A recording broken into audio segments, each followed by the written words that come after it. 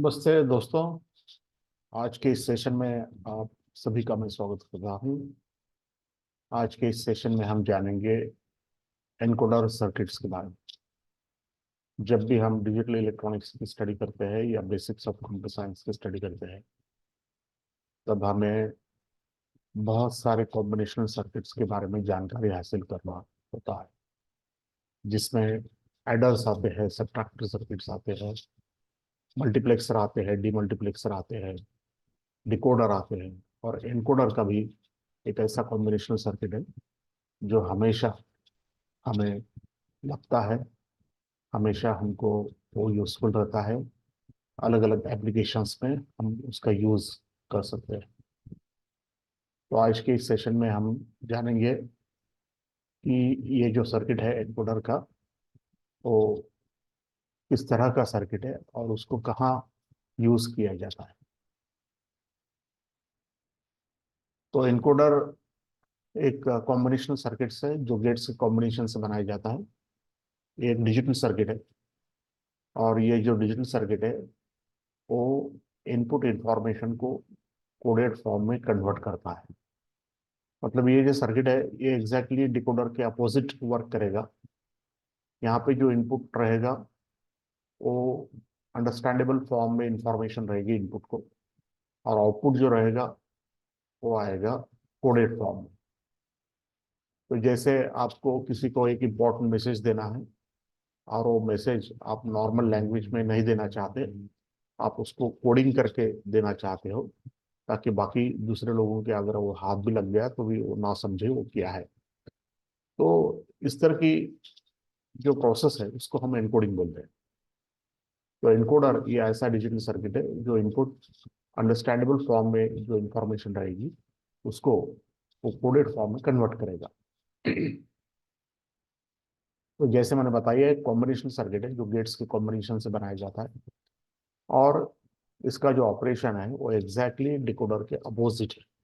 तो डिकोडर क्या करता है कि जो इनपुट कोडेड इंफॉर्मेशन है उसको अंडरस्टैंडेबल फॉर्म में कन्वर्ट करता है, लेकिन एनकोडर का जो सर्किट है वो इनपुट इंफॉर्मेशन को कोडेड फॉर्म में कन्वर्ट करेगा।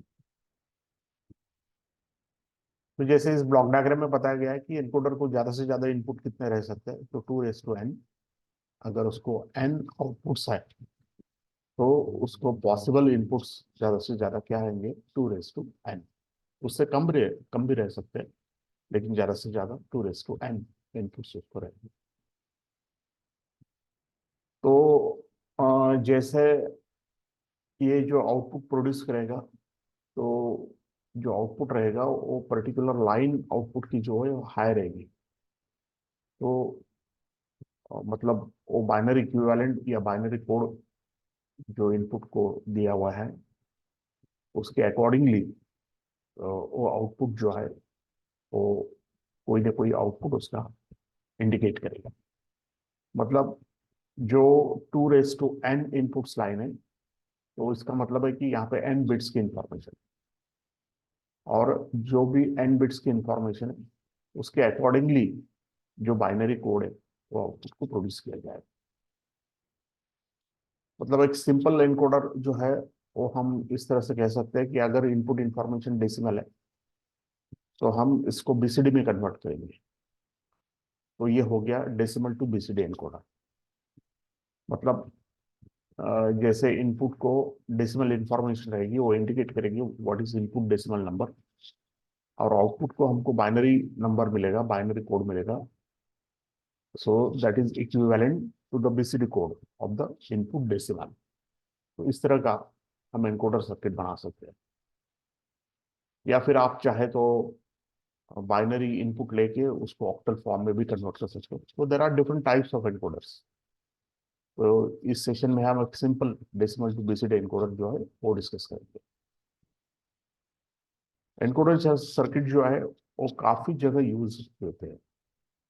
फॉर एग्जांपल डिजिटल कैलकुलेटर्स में, एटीएम्स मशीन्स में, कंप्यूटर्स में, मोबाइल फोन्स में, टेलीविजन में। तो काफी सारे एप्लीकेशन आप नोट कर पाओगे जहाँ पे ये एनकोडर के सर्किट लगते हैं। तो एक सिंपल सा सर्किट हम डिस्कस करेंगे, डेसिमल टू बीसीडी एनकोडर। ये ऐसा सर्किट है कि जो इनपुट इंफॉर्मेशन डेसिमल में लेगा और उसको बीसीडी फॉर्म में कन्वर्ट करेगा। तो इनपुट डेसिमल 0 से 9 तक रहेगा और ये आउटपुट को हमको इक्विवेलेंट बीसीडी कोड उसका जनरेट करेगा। तो इनपुट इंफॉर्मेशन अंडरस्टैंडेबल फॉर्म में क्योंकि वो डेसिमल इंफॉर्मेशन है, आउटपुट इंफॉर्मेशन कोडेड फॉर्म में क्योंकि वो बीसीडी आउटपुट है। तो जैसे इस एनकोडर को 10 इनपुट रहेंगे 0 से 9 और कोई भी एक इनपुट एक्टिव हाई रहेगा indicating which decimal number is there और आउटपुट हमको बीसीडी आउटपुट 4 बिट का बीसीडी आउटपुट आपको मिलेगा।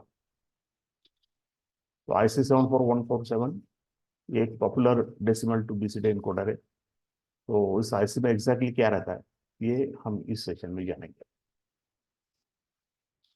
तो हम डिजाइन करते हैं अभी ये सर्किट। तो हमको ऐसा सर्किट बनाना है जिसको 10 इनपुट से 0 से 9 और उसको 4 आउटपुट से A B C और D। तो इसमें D हमारा मोस्ट सिग्निफिकेंट है और A हमारा लीस्ट सिग्निफिकेंट है। IC को एनेबल करने के लिए एक स्ट्रोब इनपुट लगेगा जो एक्टिव लो रहेगा और उसको 0 अगर हम अप्लाई करें तो वो इंश्योर करेगा कि ये एनकोडर प्रॉपरली वर्क करता है। तो जैसे इसका ट्रुथ टेबल हम इस तरह से दे सकते हैं, अगर इनपुट डेसिमल 0 है तो आउटपुट हमको मिलेगा 0 0 0 0।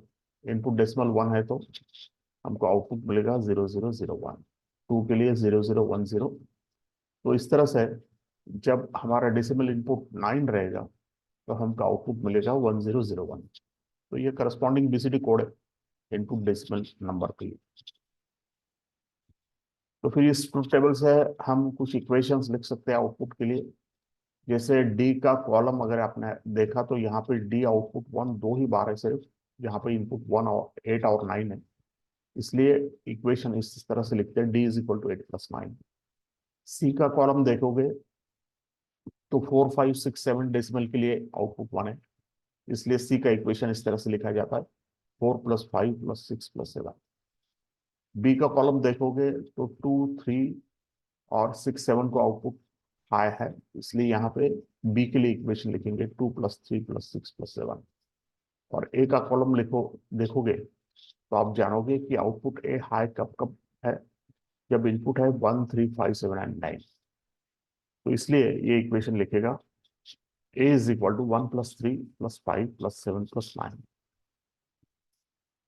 तो जब भी आप कोई डिजिटल सर्किट डिजाइन करते हो तो आपको इनिशियली इनपुट क्या आउटपुट क्या वो समझना पड़ता है, फिर आपको ट्रुथ टेबल बनाना पड़ता है, फिर आपको आउटपुट के लिए इक्वेशंस लिखने पड़ते हैं और फाइनली आप उसका लॉजिक सर्किट ड्रॉ कर पाते हैं।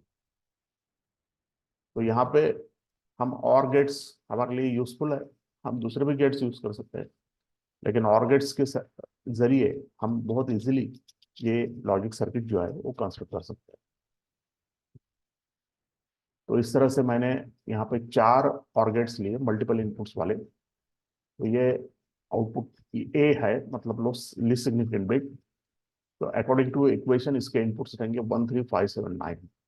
ये बी, इसके इनपुट्स रहेंगे 2 3 6 7। ये आउटपुट सी, इसके इनपुट्स रहेंगे 4 5 6 7। ये output D most significant bit BCD का, उसके इनपुट्स रहेंगे 8 और 9। तो इस तरह से अगर हमारे पास ये 4 और गेट्स है तो हम इजिली ये सर्किट को बना सकते हैं। तो जैसे मैंने बताया IC है 74147, एक पॉपुलर IC है जो डेसिमल इनपुट को बीसीडी फॉर्म में कन्वर्ट करती है। So thank you friends for visiting the session.